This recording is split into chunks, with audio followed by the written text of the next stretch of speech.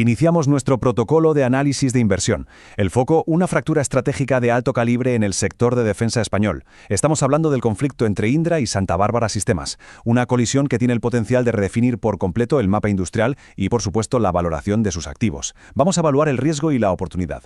El análisis que presentamos, con fecha de 21 de enero de 2026, se adentra en el gran dilema del campeón nacional. Indra, por un lado, y Santa Bárbara, por otro, son los protagonistas de un enfrentamiento cuyas consecuencias van a impactar, y mucho, en el valor, la estabilidad y la estrategia a largo plazo de todo el sector de defensa en España.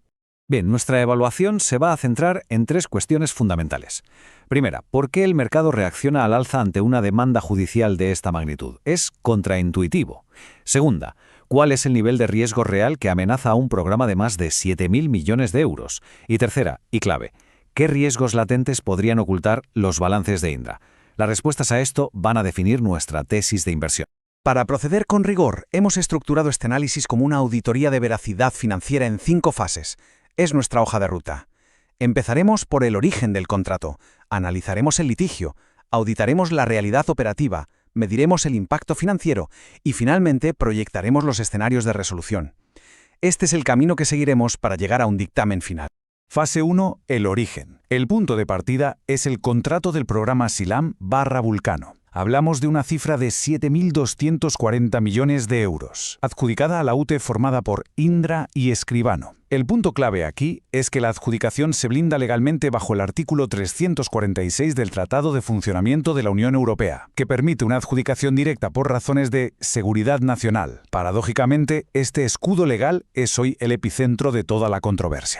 Entramos en la fase 2, el litigio. La demanda de Santa Bárbara se sostiene sobre 2 pilares. El primero, la supuesta incapacidad industrial de la UTE para ejecutar el proyecto, pero el segundo es, sin duda, el más potente, la acusación de ayudas de Estado ilegales. ¿Cómo? A través de un préstamo de 3.000 millones de euros a interés cero. La tesis de fondo aquí es muy grave. Se acusa al Estado no de financiar a un proveedor existente, sino de crear, de forma artificial, un competidor a medida. Fase 3. La realidad operativa. Dejemos los papeles y vayamos a los hechos. Los datos sobre el terreno son cuanto menos preocupantes. El programa 8x8 Dragón, un precedente clave, presenta un cuello de botella severo. La tasa de cumplimiento estimada para finales de 2025 es de apenas un 12%. Si bien es cierto que la gestión de Indra ha logrado una mejora intertrimestral del 18% en validación, la fricción operativa en la planta de Trubia es un hecho innegable. El riesgo de ejecución, por tanto, no es una hipótesis. Es un factor material y perfectamente cuantificable. Pasamos a la fase 4, el veredicto del mercado. Y aquí es donde encontramos una paradoja que hay que saber interpretar. Tras admitirse a trámite la demanda, la acción de Indra sube un 1,8%. Nuestra interpretación es clara. El mercado no está valorando el riesgo legal. Está descontando lo que llamamos el respaldo soberano. La tesis que cotiza en bolsa es que el gobierno ha vinculado su credibilidad al éxito de Indra, convirtiendo de facto el contrato en un flujo de caja garantizado. La apuesta es que el Tribunal Supremo no se atreverá a paralizar un programa que es crítico para la seguridad nacional. Pero, y esto es muy importante, el riesgo real para el inversor podría no estar en los tribunales, sino escondido en el balance de Indra. La compañía no ha provisionado en su totalidad las penalizaciones por los retrasos del programa 8x8, al calificarlas de negociables. Esto es un ejemplo de contabilidad agresiva que crea una auténtica bomba de relojería, un riesgo que calificamos de medio alto, de un profit warning que podría impactar directamente en el EBITDA de 2026 si esa negociación no llega a buen puerto.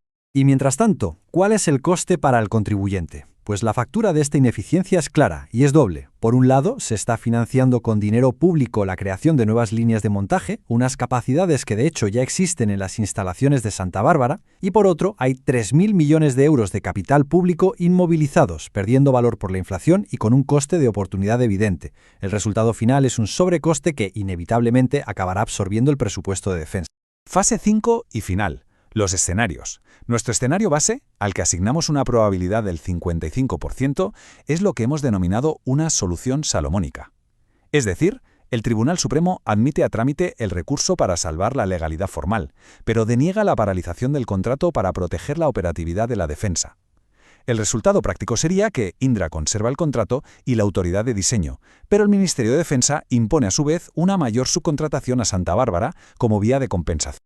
Por supuesto, hay que contemplar las alternativas. El escenario adverso, con un 30% de probabilidad, sería una congelación judicial de los fondos. Esto implicaría una parálisis del programa de hasta 24 meses y, lógicamente, un severo castigo bursátil para Indra. En el otro extremo, el escenario de consenso, con un 15% de probabilidad, pasaría por un acuerdo extrajudicial que integre a Santa Bárbara en el consorcio. Entre estos dos polos se mueve todo el rango de riesgo y de oportunidad. Con todo esto, nuestro dictamen final es mantener la posición en el valor. La tesis de fondo, el aumento del gasto en defensa al 2% del PIB, sigue intacta. Sin embargo, el perfil de riesgo específico de Indra sí ha aumentado. La métrica clave a vigilar serán las provisiones por litigios en los resultados del primer trimestre de 2026. Hay que entender esta fractura como un doloroso y costoso proceso de creación de soberanía industrial. Pero que no quede ninguna duda, la factura de esta transición la acabará pagando el contribuyente.